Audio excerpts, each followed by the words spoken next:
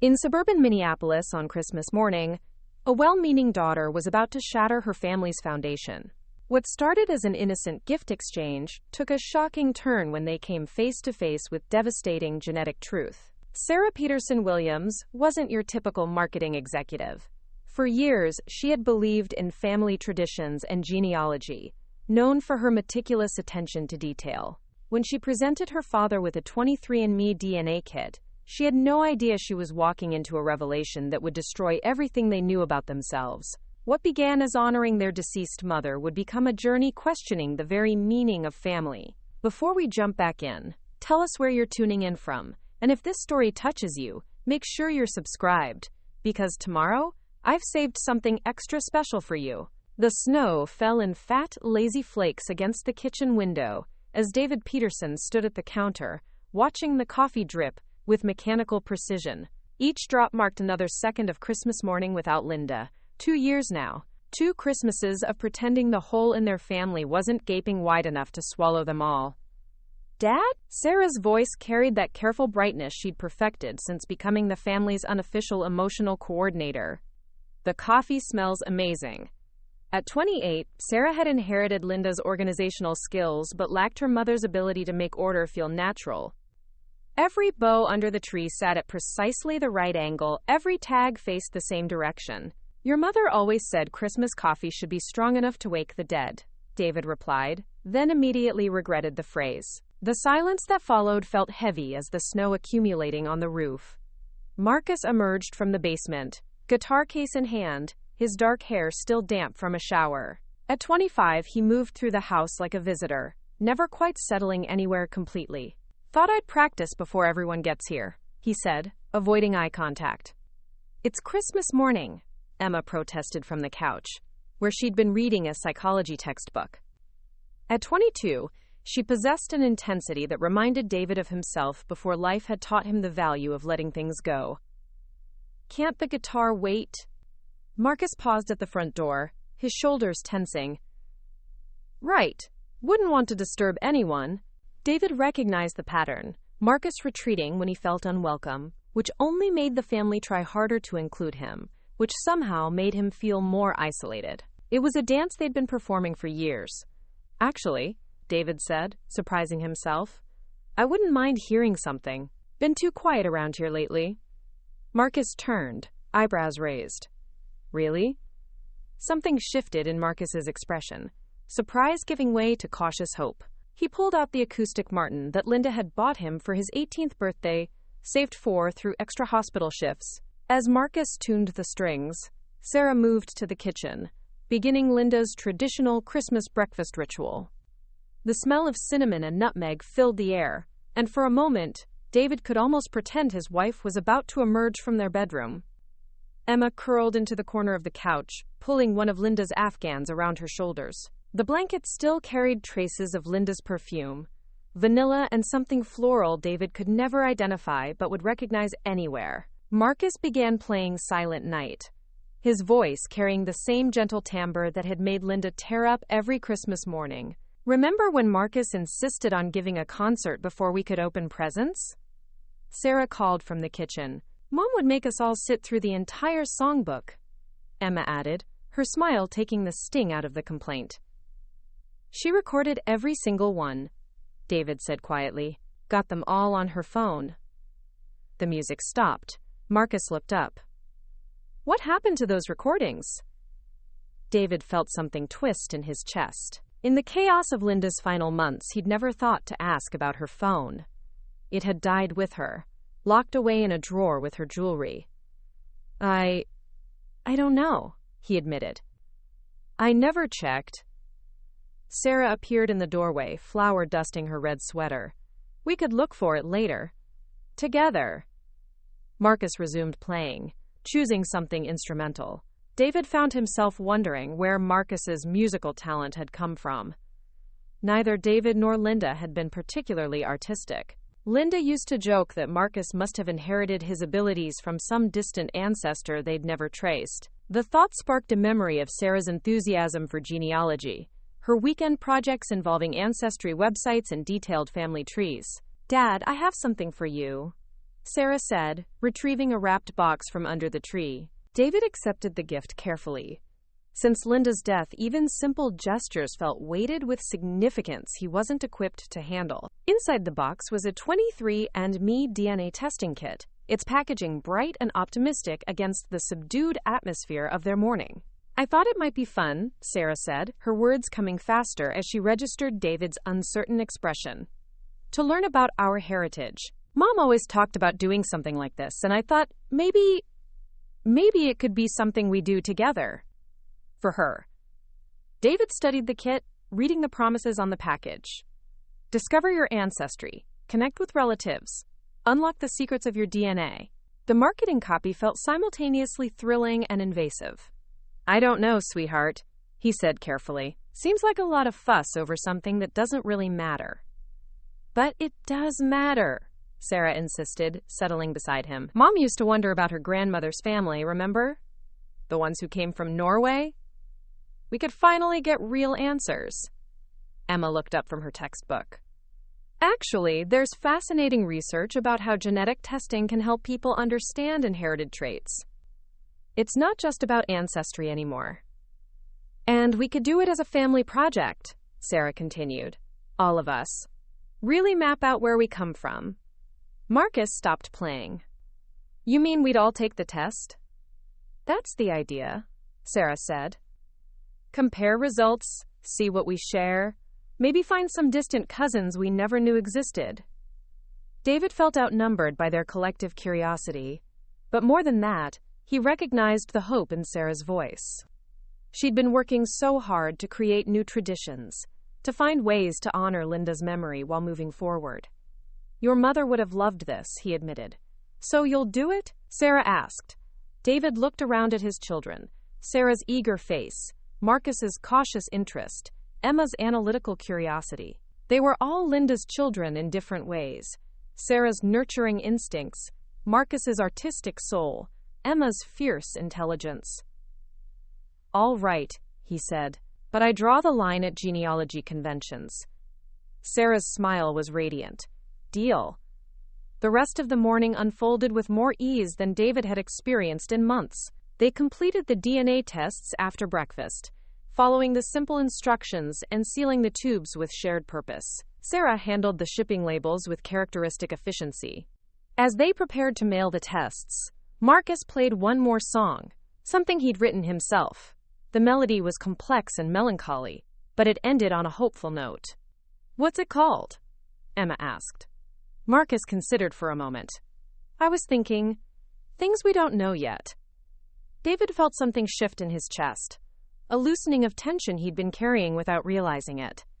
For the first time since Linda's death, they felt like a family again, not just four people sharing space and memories, but a unit with purpose.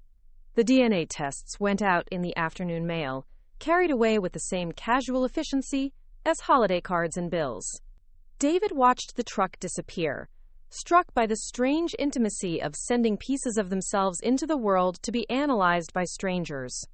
That evening, Sarah talked excitedly about the possibilities the tests might reveal.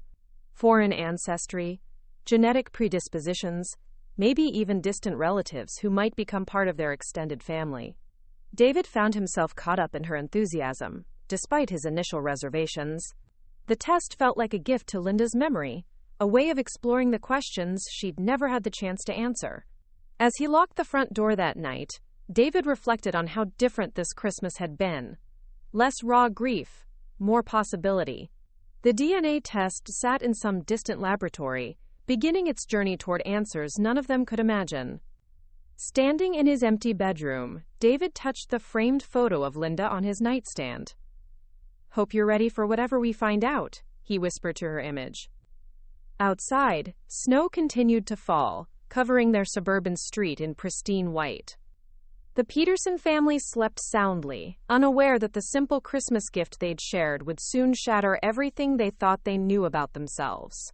The seeds of revelation had been planted and mailed away, and there would be no taking them back. Marcus's hand trembled as he set down his coffee cup, watching Sarah's face drain of color across the conference table. 6 weeks had passed since Christmas, and their DNA results had finally arrived. What should have been an exciting family discovery was turning into something else entirely. Sarah stared at her laptop screen in her downtown Minneapolis office, the 23andMe results glowing with impossible clarity. She'd opened her father's email first, expecting to see familiar percentages of Norwegian and German heritage. Instead, the screen showed something that made her stomach lurch. 0% match with any of his children. "That's not possible," she whispered to her empty office, her marketing team having left for lunch. She refreshed the page, hoping for a technical glitch, some error in the system. The results remained unchanged. Her phone buzzed with a text from Emma. "Got my results. Can't wait to compare tonight." Sarah's hands shook as she opened her own results, then Marcus's, then Emma's. The genetic connections were clear as broken glass. None of them matched David Peterson. But worse, they didn't all match each other either. Sarah and Emma shared significant DNA, but Marcus was an island unto himself. The office suddenly felt suffocating. Sarah stumbled to the bathroom, gripping the sink as waves of nausea crashed over her. 28 years of family photos, birthday parties, bedtime stories, all built on a lie she'd accidentally uncovered. She called 23andMe customer service, her voice barely steady. "There's been a mistake with our family's results. I understand your concern, ma'am, but our testing is 99% accurate," the representative explained patiently. "Sometimes families discover unexpected information." Unexpected information. As if learning your father wasn't your biological father was merely surprising rather than earth-shattering. Sarah sat in her car for an hour, engine running, heater blasting, unable to drive home. How do you tell your family that everything they believed about themselves was wrong? How do you explain that your mother, their beloved Linda, had kept secrets that changed everything? Finally, she made the calls. First, David, her voice cracking as she asked him to come home early. Then Marcus, interrupting his guitar lesson. Finally, Emma, pulling her out of her psychology study group. Family meeting was all she could manage. "It's about the DNA results." By evening, they sat in the same living room, where they'd celebrated Christmas morning. But the atmosphere had shifted dramatically. The DNA results lay printed on the coffee table like evidence at a crime scene. David read the papers twice, his math teacher's mind refusing to accept what the numbers clearly showed. "This doesn't make sense," he said finally. "I was there when each of you were born. I held you minutes after you came into this world." "Dad," Sarah's voice broke, "the science doesn't lie." Marcus sat in stunned silence, years of feeling different suddenly making horrible sense. Emma, ever the psychology student, tried to rationalize. "Maybe Mom had affairs. Maybe she was protecting us from something." "Don't." David's voice carried a warning. "Don't make your mother into someone she wasn't." But the evidence was undeniable. Linda Peterson, the woman they'd loved and lost, had taken secrets to her grave that shattered the very foundation of their family. The Christmas gift meant to bring them closer had instead revealed that the Petersons weren't Petersons at all. As the evening wore on, the initial shock gave way to harder questions. Who were their real fathers? How long had Linda kept these secrets? And most devastating of all, what did it mean to be a family when biology itself had proven them strangers? The snow outside had stopped falling, leaving their world crystalline and fragile, like everything they'd believed about themselves.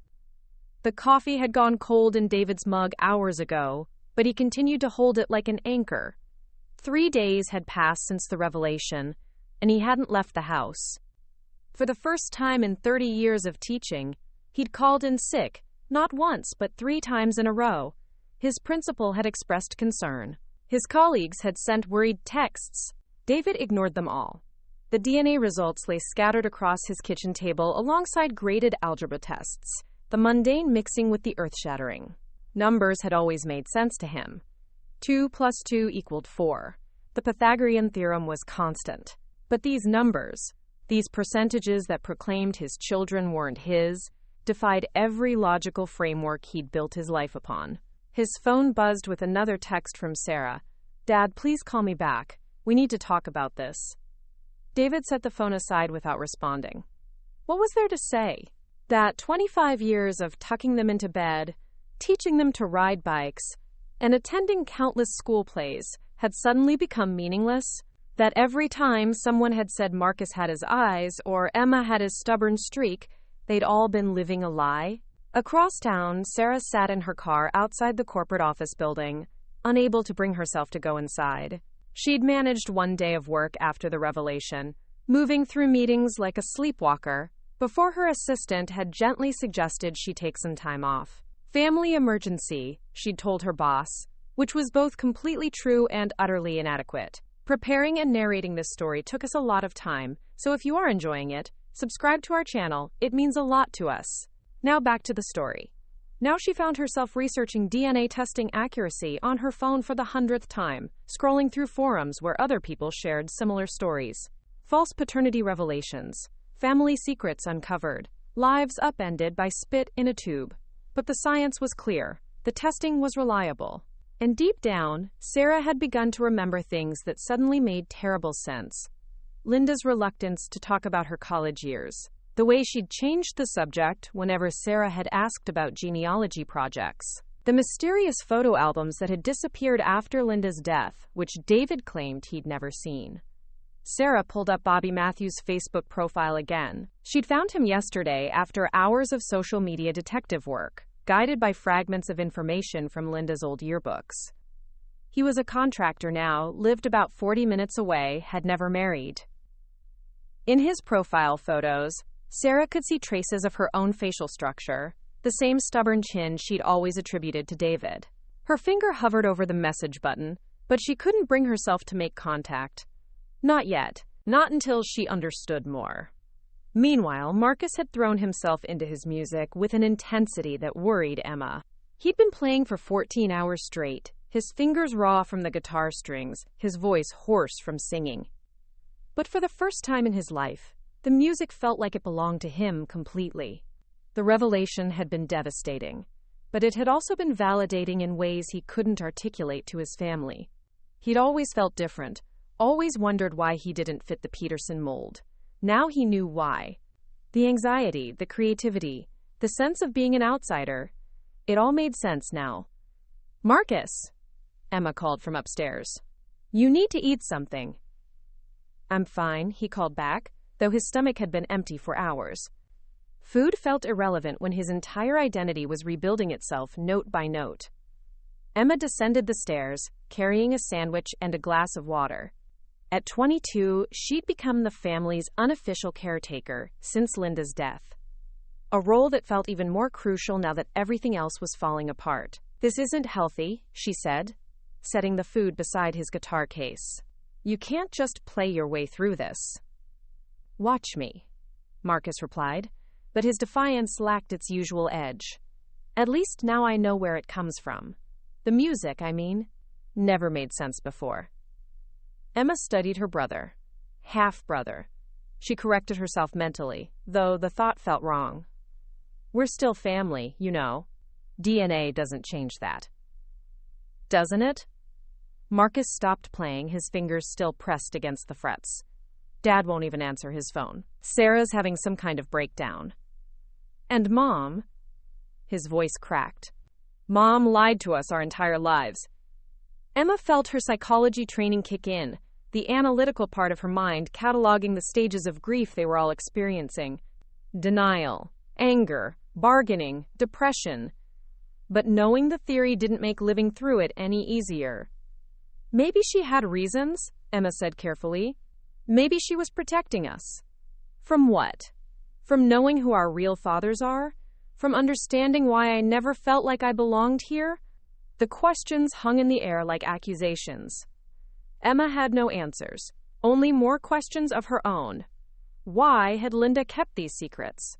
How had she managed to maintain the deception for so long? And what did it mean that Emma felt simultaneously betrayed by her mother and desperate to defend her memory? That evening, Sarah finally worked up the courage to call David again. This time, he answered on the 5th ring. "Sarah." His voice sounded older than she'd ever heard it. "Dad, we can't keep avoiding each other. We need to figure this out together." Figure what out? How to pretend the last 25 years weren't built on lies? They weren't lies, Sarah said fiercely. You raised us. You loved us. You're our father in every way that matters. Except biologically, David replied. Except in the way that actually defines family. That's not true, and you know it. Silence stretched between them, filled with everything they couldn't say. Finally, David spoke again. I keep thinking about all the times people said you had my eyes, or Emma had my stubbornness, or Marcus had my way of thinking through problems. We believed it. I believed it. How do you come back from that kind of fundamental mistake about your own life? Sarah felt tears she'd been holding back for days finally break free. I don't know, Dad, but we have to try. The conversation ended without resolution, but at least they were talking again. Outside, Minneapolis settled into another cold winter night. The Peterson family scattered in their grief, but still tethered by years of love that no DNA test could erase. Emma closed her abnormal psychology textbook with more force than necessary, the sound echoing through the quiet house.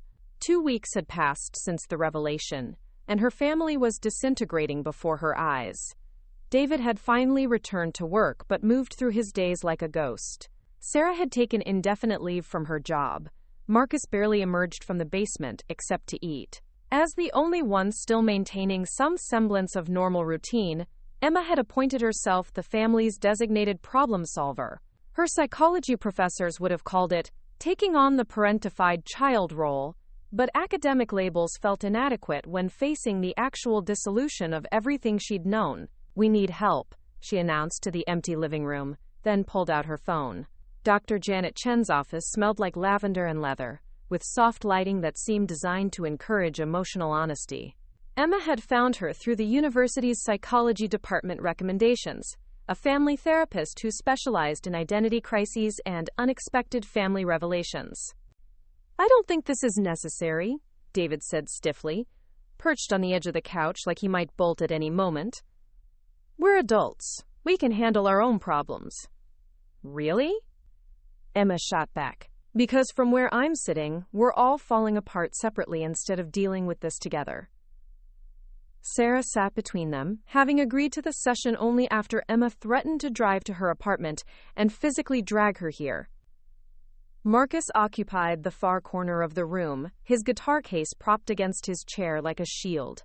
Dr. Chen observed them for a moment, her dark eyes taking in the careful distances they'd maintained from each other. The way David avoided looking directly at his children, how Sarah kept checking her phone as if expecting some magical explanation to appear. Thank you all for coming, Dr. Chen began, her voice carrying a calm authority. Emma shared some basic information with me, but I'd like to hear from each of you about what brought you here today. A Christmas gift gone wrong, Marcus muttered, earning sharp looks from his siblings. DNA test, Sarah clarified, her marketing training kicking in despite her emotional state. We thought we'd learn about our ancestry. Instead, we found out, she trailed off, unable to voice it aloud again, that David isn't your biological father, Dr. Chen finished gently, and that the children don't all share the same biological father either. The words hung in the air like a medical diagnosis, clinical, accurate, and devastating. David finally spoke. I've been their father for 25 years. I taught them to drive, helped with homework, walked Sarah down the aisle at her wedding. Now I find out it was all. He struggled for the word. False. Was your love for them false? Dr. Chen asked quietly. No, but... Were the memories you made together false? The care you provided? The guidance you offered? David's composure cracked slightly. It's not that simple. Actually, Mr. Peterson, it might be simpler than you think. Dr. Chen leaned forward slightly.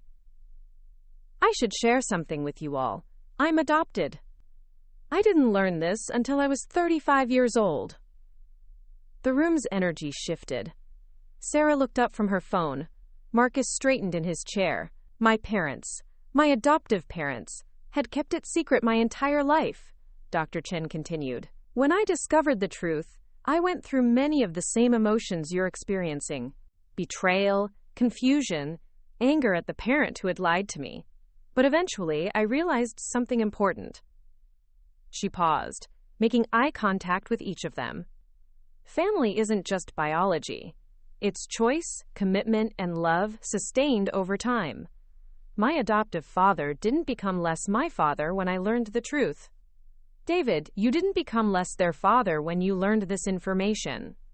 What changed was your understanding of how your family was formed, not the validity of the family itself.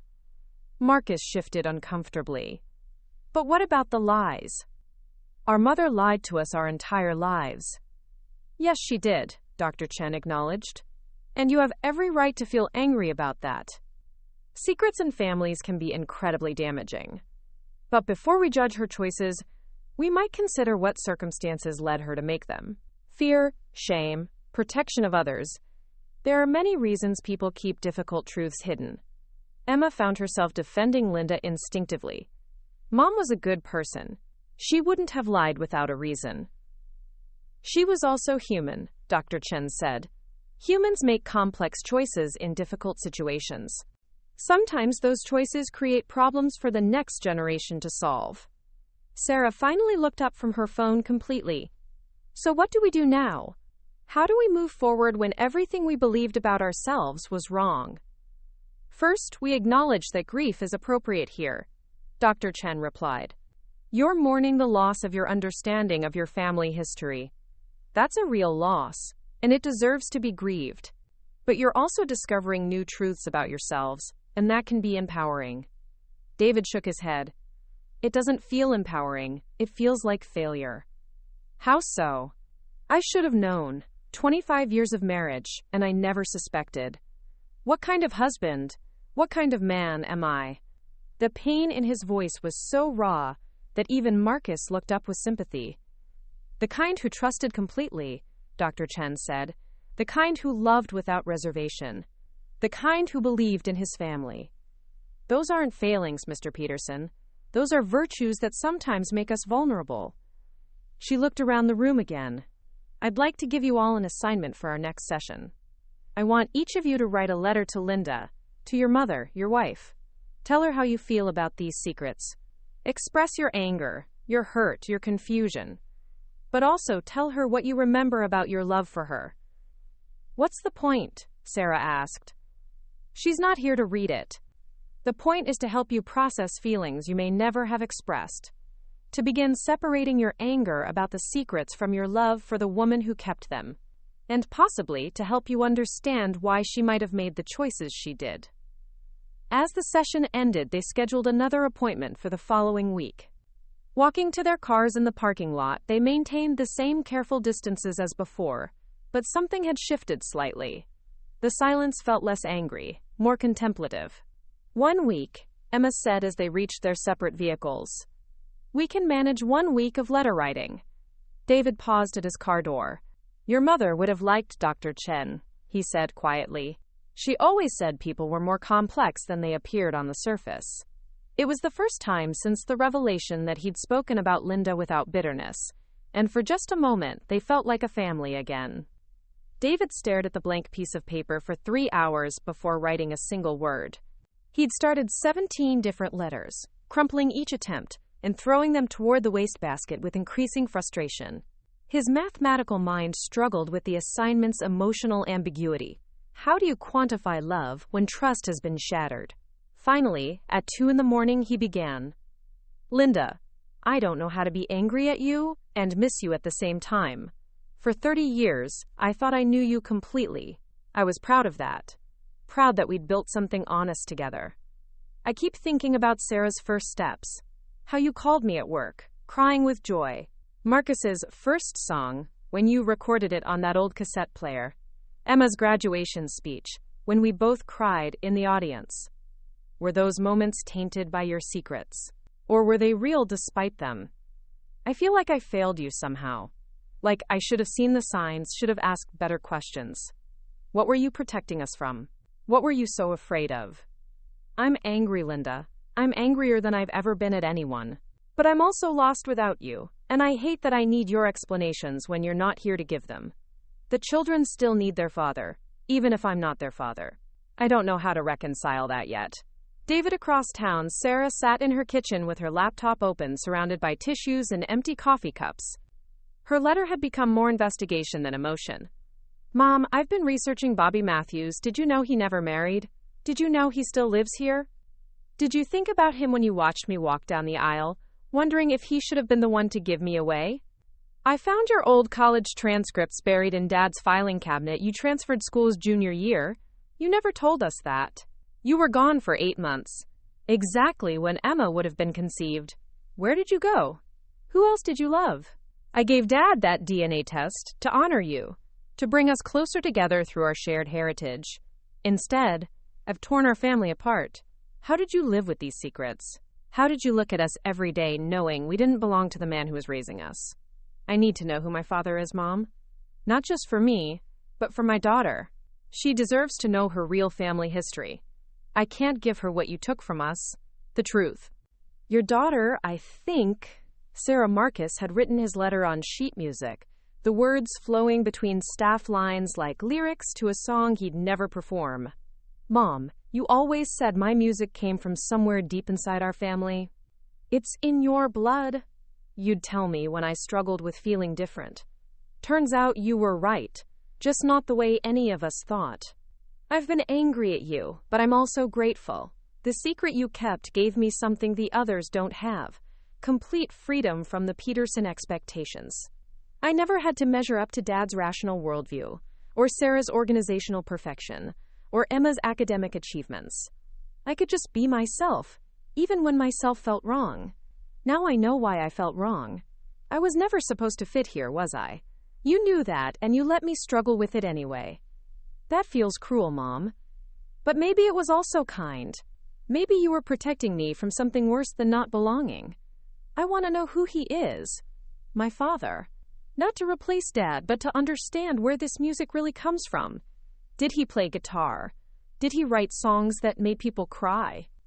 Did he have the same restless energy that keeps me awake at night, playing until my fingers bleed?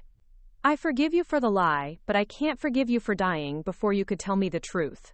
Marcus Emma's letter was the shortest, written in careful psychology student handwriting. Mom, I understand why you kept the secrets. You were protecting Dad from the knowledge that might have destroyed his capacity to love us unconditionally. You were protecting us from questions about our legitimacy. You were protecting whoever our biological fathers were from unexpected responsibilities they might not have wanted. But you were also robbing us of choice. The choice to know ourselves completely. The choice to seek out our genetic heritage. The choice to understand our medical histories and predispositions. I've been analyzing everyone's responses to this revelation, and I realize I've been analyzing yours too. You were young when you made these choices. Probably scared. Probably trying to create stability in an unstable situation. I was closest to you, Mom. I thought I knew you better than anyone. Learning that you had these enormous secrets makes me question every conversation we ever had. What else didn't I know about you? What other truths were you hiding behind your smile? I love you. I miss you. I'm furious with you. I wish you were here so I could scream at you and hug you at the same time. Emma. The following week, they gathered again in Dr. Chen's office, letters tucked away in pockets and purses like volatile secrets. The tension felt different this time, less explosive, more contemplative. Who would like to share first? Dr. Chen asked. Silence stretched until Marcus cleared his throat. I'll go. He read excerpts from his letter, his voice steady until he reached the final line about forgiveness. The words cracked with emotion, and for the first time since the revelation, Sarah reached over and took his hand. I wrote 17 drafts, David admitted when it was his turn. I kept trying to find the right amount of anger, the right amount of love. Like there was a mathematical formula for heartbreak. Emma shared her psychological analysis of Linda's choices, but her clinical language couldn't hide the hurt underneath. Sarah read her questions about Bobby Matthews and the missing pieces of Linda's history. What I'm hearing, Dr. Chen said when they'd finished, is that you all love Linda and feel betrayed by her simultaneously. Those feelings don't have to cancel each other out. They can coexist. So what now? Sarah asked. I found Bobby Matthews. I know where he lives, where he works. Do I contact him? What do you think Linda would want you to do? Dr. Chen asked. The question hung in the air, forcing them to consider Linda's perspective for the first time since learning her secrets. She'd want us to be careful, Emma said slowly. She'd want us to protect each other. But she'd also want us to be honest, Marcus added. She hated lies, even when she was living one. David looked at his children, all of them, regardless of biology. Then we do this together. If we're going to find your biological fathers, we do it as a family. Your mother may have kept secrets, but we don't have to. For the first time in weeks, they left Dr. Chen's office with a plan, instead of just pain. The letters to Linda had opened something between them. Not healing exactly, but the possibility of it. The basement smelled like cardboard and memories. David led the way down the creaking stairs, followed by his 3 children carrying empty boxes and a shared sense of purpose. They'd agreed to search Linda's belongings together, methodically. I should have done this years ago, David said, pulling the chain on the overhead bulb. The harsh light revealed towers of storage containers, labeled in Linda's precise handwriting. Sarah cataloged containers while they pulled down Linda's college years first. Inside, yearbooks and photographs painted a picture of someone more complex than the mother they remembered. Linda, at parties, her arm around young men who weren't David. Look at this, Marcus said, holding up a photo. Linda stood beside a tall young man with dark hair holding a guitar. On the back, Linda's handwriting, Bobby and me, Spring 1973. Bobby Matthews, Sarah whispered. They found more evidence. Bank statements from unknown accounts, medical records from a Wisconsin clinic, applications to universities in other states. She transferred to University of Wisconsin in 1973. Emma read from a transcript. Left mid-semester junior year. When she would have been pregnant with me? Sarah realized. Marcus found a manila envelope containing dozens of letters tied with faded ribbon. Return address, R. Matthews. David nodded grimly. If we're doing this, we're doing it completely. Sarah opened the first letter, dated March 1973. Linda, I know you said you needed space, but I can't stop thinking about that night. What we have is real. Call me when you're ready to stop being scared. Bobby, another, dated after Sarah's birth. Linda, I saw the announcement in the paper. Congratulations on your marriage and daughter. I hope you found what you were looking for. I'll always wonder what might have been. Bobby. David set the letter down carefully. He didn't know. They found more letters from other men. A musician from Chicago during Marcus's conception period. A graduate student from the University of Minnesota before Emma was born. Emma discovered Linda's journal from 1975. David loves the children so completely. Sometimes I watch him with Sarah and think about telling him the truth. But what would it accomplish except hurt him? He's their father in every way that matters. Bobby called again today. I didn't answer. Some doors are better left closed. David had to sit down, the weight of Linda's choices pressing on him. She was protecting all of us. Me from the truth. Them from uncertainty. The biological fathers from responsibilities they'd never asked for. They worked in silence, finding more pieces. Credit card statements from her time away. Photographs from places they'd never heard her mention. A lease agreement for a Madison apartment under her maiden name. She created entire alternate lives, Emma marveled. Marcus found a final photograph. Linda in a hospital bed holding newborn Sarah, with David beaming beside them. Tucked behind it was another photo of the same moment. Linda alone with the baby, her expression unreadable. She documented both versions, he said. The truth and the story. As afternoon faded, they'd assembled a timeline of Linda's hidden life. Periods of separation, secret relationships, careful returns to David's love. What do we do with all this? Sarah asked.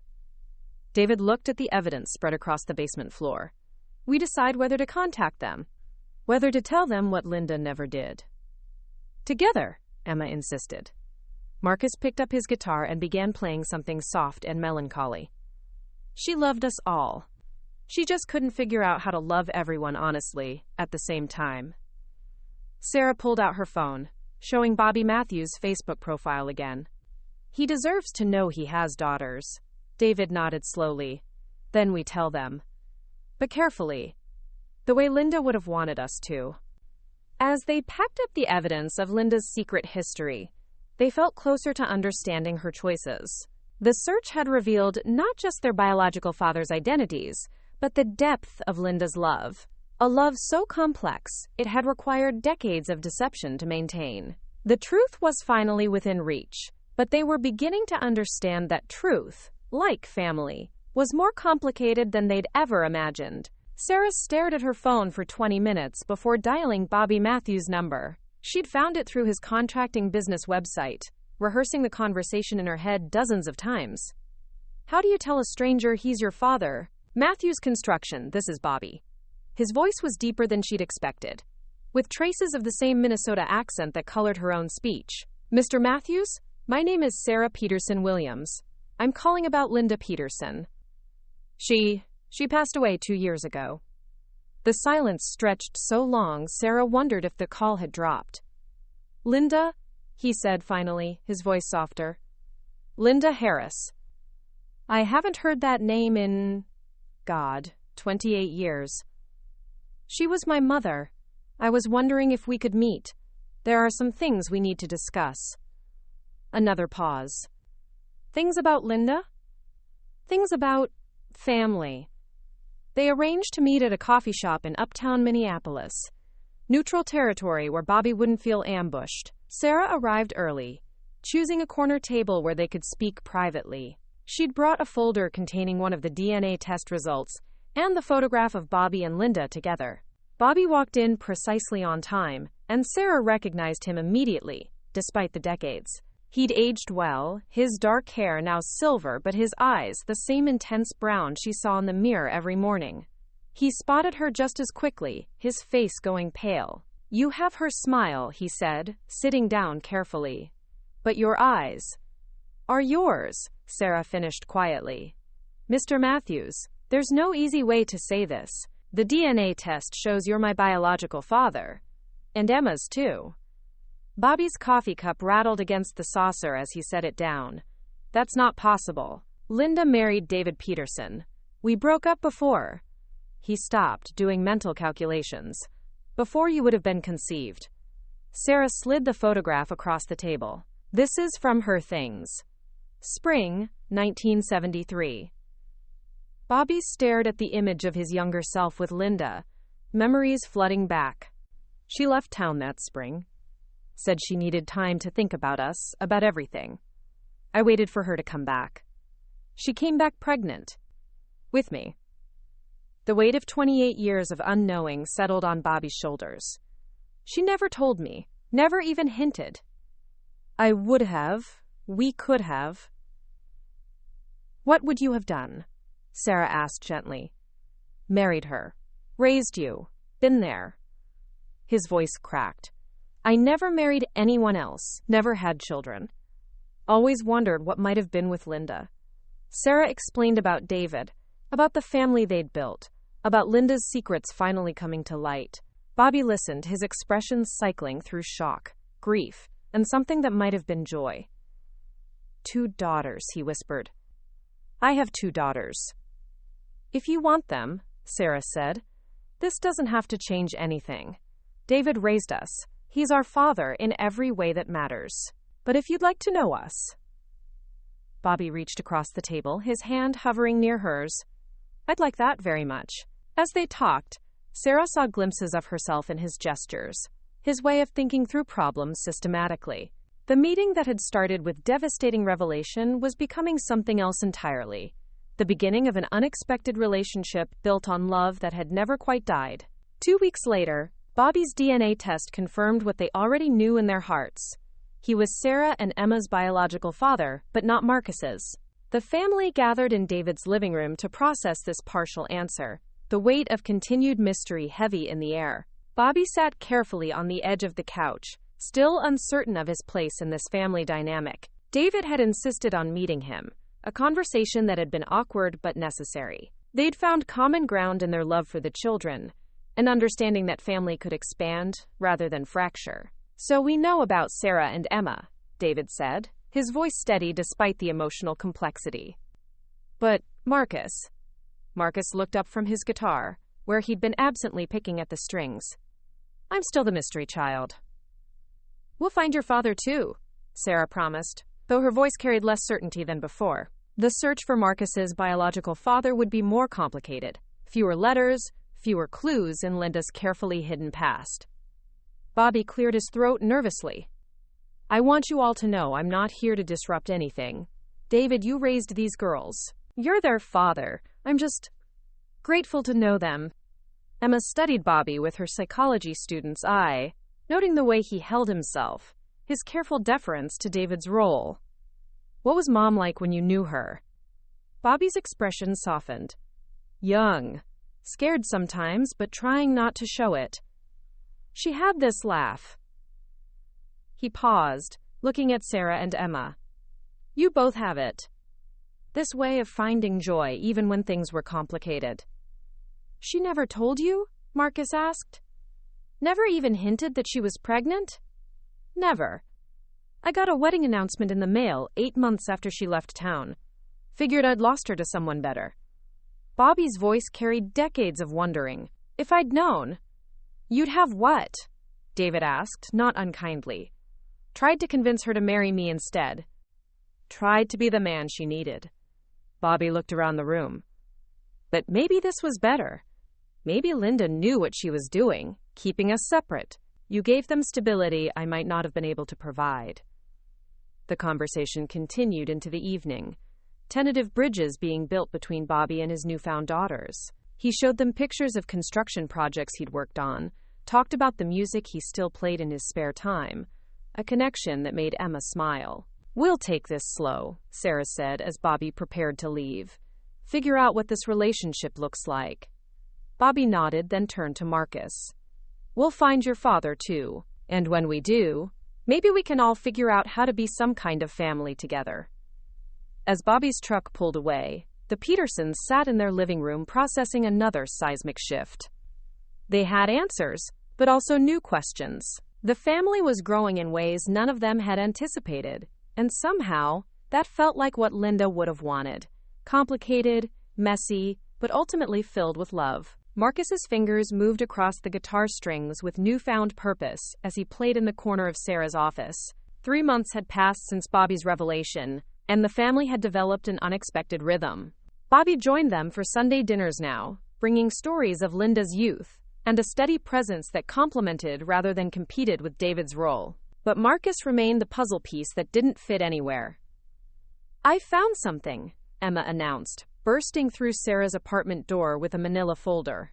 She'd been conducting her own investigation, using her psychology research skills to dig deeper into Linda's past.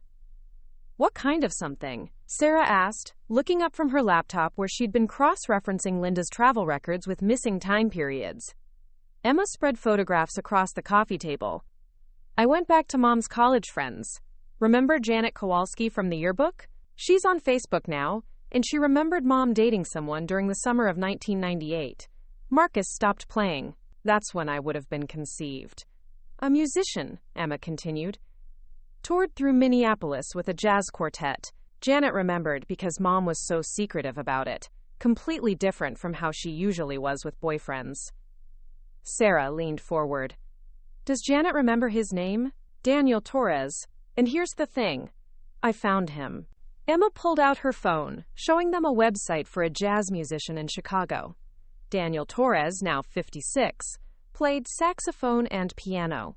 His biography mentioned extensive touring in the Midwest during the 1990s, including regular stops in Minneapolis. "He looks like Marcus," Sarah whispered, studying the photographs. "The same dark eyes, the same angular jawline, the same intensity when focused on music." Marcus set down his guitar and took the phone. For the first time since the DNA revelation began, his expression showed hope instead of resignation. "He's still performing. Still touring." "He's playing in Minneapolis next week," Emma said. "Small venue downtown. We could go, see him perform, maybe approach him afterward." David, who'd been quietly observing from his chair, finally spoke. "Are you ready for this, Marcus? Ready to meet him?" Marcus considered the question. Over the past months, he'd watched Sarah and Emma build tentative relationships with Bobby, seen how the addition of a biological father had enriched rather than diminished their family bonds. He'd also grown closer to David in unexpected ways, their shared experience of feeling displaced creating new understanding between them. "I think so," Marcus said finally. "But I want you all there. Whatever happens, I want my family with me." The following Friday, they sat in a dimly lit jazz club, watching Daniel Torres play saxophone with the same passionate intensity Marcus brought to his guitar. The resemblance was unmistakable. The way he closed his eyes during solos, the slight sway of his shoulders, the complete absorption in the music. During the break, Sarah approached the stage. "Mr. Torres, could we speak with you for a moment? It's about Linda Peterson." Daniel's expression shifted immediately. "Linda Harris? God, I haven't heard that name in decades. How do you know Linda?" "She was our mother," Emma said simply. "And we think you might be Marcus's father." Daniel looked across the club to where Marcus sat, recognition dawning in his eyes. "The musician," he whispered. "She said she had a son who played music. I always wondered." The conversation that followed was careful but warm. Daniel confirmed the timeline, remembered Linda's brief but intense presence in his life during that summer tour. He'd left town not knowing she was pregnant, had often wondered about the child she'd mentioned. "I have a son," Daniel said finally, his voice filled with wonder. "A musician." Marcus stood up, his guitar case in hand. "Would you like to hear me play?" As Marcus performed one of his original compositions, Daniel listened with tears in his eyes. The music told the story of searching, of feeling displaced, of finding belonging through art rather than blood. When the song ended, Daniel approached Marcus. "That was beautiful. And familiar. I wrote something similar when I was your age." The evening ended with plans to meet again, to explore this new relationship carefully. As they walked to their cars, Marcus felt something he'd never experienced before. Complete understanding of where his musical soul had come from. 3 biological fathers, Emma mused. Mom really lived a complicated life. But a full one, David added quietly. And look what she created. All of us, together, figuring out how to be a family in ways she probably never imagined. Marcus slung his guitar over his shoulder, finally at peace with his place in their expanded constellation of love. 6 months after the initial revelation, the Peterson dining room table had expanded to accommodate 8 chairs. David sat at the head, as he always had, but now, Bobby occupied the seat to his right, and Daniel had claimed the spot next to Marcus. Dr. Chen sat beside Emma, having become more friend than therapist as their sessions evolved into monthly check-ins. They'd gathered for what would have been Linda's 52nd birthday, creating a new tradition that honored both their history and their evolved understanding of family. The table was set with Linda's good china, and Emma had recreated her mother's famous chocolate cake, though the recipe had required some archaeological work through Linda's handwritten notes. "Before we eat," Sarah said, standing with a glass of wine, "I want to say something." The conversation quieted. Sarah had become the family's unofficial coordinator of these gatherings, orchestrating the complex logistics of bringing together their expanded constellation of relationships. "A year ago, I gave Dad a DNA test, thinking I was giving him a simple gift about our heritage. Instead, I accidentally detonated our entire understanding of ourselves." She paused, looking around the table. "But sitting here now, I realize it wasn't destruction. It was expansion." David raised his own glass. "Linda always said families weren't just about blood. She said they were about choice, commitment, and showing up for each other day after day." His voice carried none of the bitterness that had marked his early processing of Linda's secrets. "Turns out she was right, just not in the way any of us expected." Bobby had been coming to these dinners for 3 months now, his initial awkwardness gradually replaced by comfortable belonging. He'd brought photos of construction projects he thought Emma might find interesting for her psychology research on built environments. For Sarah, he'd started sharing stories about Linda's younger self, her dreams, her fears, her capacity for joy. "I keep thinking about parallel universes," Bobby said, cutting a piece of Emma's cake. "In one universe, Linda told me she was pregnant, and we got married young, and probably struggled financially. In another, she chose David from the beginning, and never had these other relationships. But in this universe, the one we actually got, we all ended up here together." Daniel nodded from across the table. He'd driven up from Chicago for the dinner, part of his new monthly ritual of visiting Minneapolis to spend time with Marcus.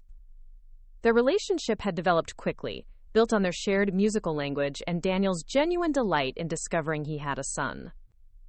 "Marcus played me the song he wrote about all this," Daniel said, "about feeling displaced but finding harmony in unexpected places. It's beautiful work." Marcus had indeed channeled the entire experience into his music, creating a suite of compositions he called Family Variables. The pieces explored themes of belonging, identity, and the complex mathematics of love. He'd performed them at a local coffee house, with all three fathers in attendance: David, Bobby, and Daniel sitting together, united in their pride. "The song's not finished yet," Marcus said. "Every time I think I know how it ends, something new happens. Like Dr. Chen joining us for dinner, or Bobby teaching me about construction acoustics, or Dad actually crying during my last performance." David laughed, wiping his eyes preemptively. "I'm getting soft in my old age." Dr. Chen had indeed become part of their extended family network, her professional relationship with them evolving into genuine friendship. Her own adoption journey had given her unique insight into their situation, and her presence provided continuity as they navigated their new normal. "What strikes me," Dr. Chen said, "is how you've all redefined family from a fixed structure to something more fluid. You've created space for multiple relationships, multiple truths, multiple ways of belonging."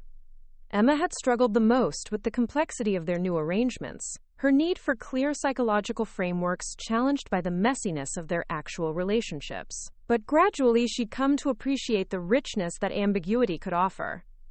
"I used to think psychology had answers for everything," Emma said. "Clean categories, clear diagnoses, predictable outcomes. But this family situation doesn't fit any textbook. It's something entirely new." Sarah pulled out her phone and showed them a photo from her daughter's first birthday party the previous month. "Look at this picture," she said. The image showed her one-year-old daughter surrounded by four grandfathers: David, Bobby, Daniel, and Sarah's father-in-law, all taking turns reading her a story.